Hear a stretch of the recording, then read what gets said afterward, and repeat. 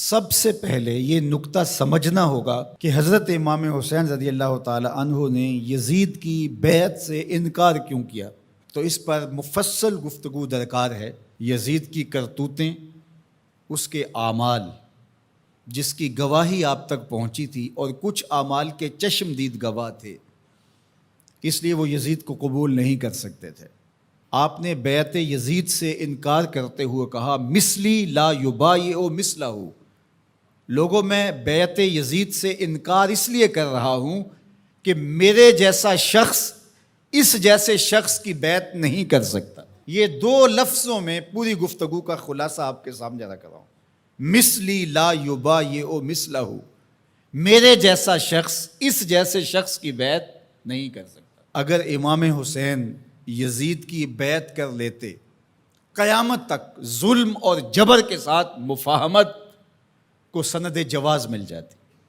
لوگ کہتے جب نواسہ رسول نے یزید کو قبول کر لیا، اس شخص نے یزید کو قبول کر لیا، اس کے ظلم، جبر اور زیادتی کے باوجود، جس کو گٹی رسول نے دی تھی، جس کے کان میں اذان اور اقامت رسول نے کہی تھی، جس کو اپنا لعاب حضور منہ میں دیتے رہے، جو حضور کے کندھوں پہ کھیلتا رہا، حضور کے سینے پہ بیٹھتا رہا، حضور کی آغوش میں کھیلتا رہا، حضور علیہ الصلوۃ والسلام نے جس کی تربیت کی اور جس کو دنیا پر اپنے دو پھولوں میں سے ایک پھول قرار دیا، خون پیمبر، نواسہ رسول، جس کو حضور ابنی کہا، وہ ابن و بنتی، میرا بھی بیٹا ہے، میری بیٹی کا بھی بیٹا ہے، جس کو اپنا بیٹا قرار دیا، جب فرزند رسول ظلم سے مفاہمت کر لیتا ہے، جبر سے مفاہمت کر لیتا ہے، تو پھر مجھے بتاؤ کہ قیامت تک کوئی ظلم اور جبر کے خلاف کھڑا ہو پاتا؟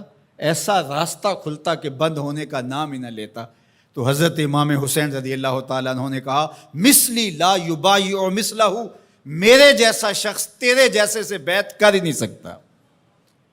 اب جو واقعہ ہونے والا ہے، جو صورتحال درپیش ہے، کربلا میں جو کچھ ہوتا دکھائی دے رہا ہے، وہ میری نظروں سے پوشیدہ نہیں ہے، میں دیکھ رہا ہوں کہ کیا ہونے والا ہے۔ آپ نے مقام بیضا پہ جو خطبہ دیا، راستے میں ایک مقام پڑتا ہے اعیان و انصار کے ساتھ، اور آپ نے اس میں ایک تاریخ ساز جملہ ارشاد کیا جو آپ کے فلسفہ شہادت کو اجاگر کر دیتا ہے۔ آپ نے فرمایا لوگو، مجھے پتہ ہے میرے ساتھ کیا ہونے والا ہے۔ ظاہر آلات حرب و ضرب لے کر کے نہیں گئے تھے، اعیان و انصار اپنے ساتھ لے کر کے نہیں گئے تھے۔ نواسہ رسول آواز دیتا کہ میرے ساتھ چلو، تو کیا وہ تنہا ہوتے؟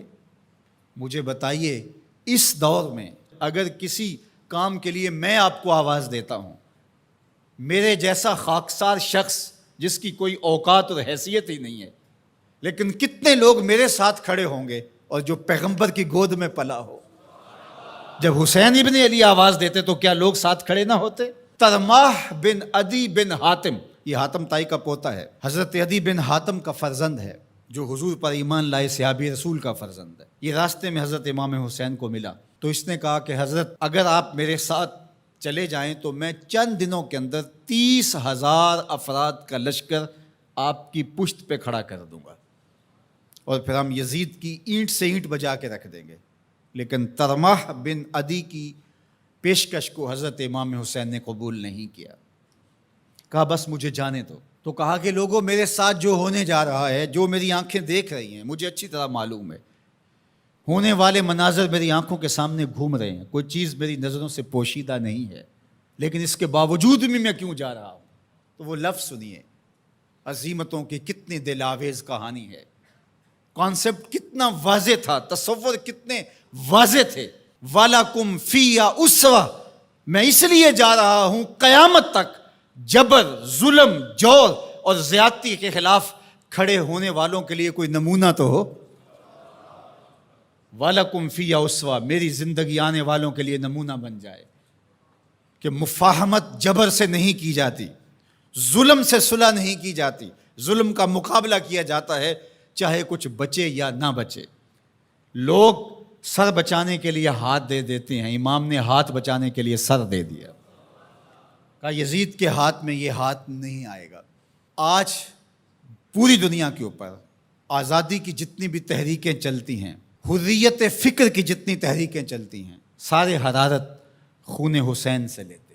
گاندھی نے جب برطانوی سامراج کو للکارا تو اس نے اپنے لوگوں سے کہا کہ تم کہو گے کہ اتنے تھوڑے لوگوں کے ساتھ اتنی بڑی طاقت سے ٹکر لینا دیوار کے ساتھ سر پھوڑنے کے مترادف ہے، لیکن میرے سامنے حسین ابن علی کا اسوہ موجود ہے۔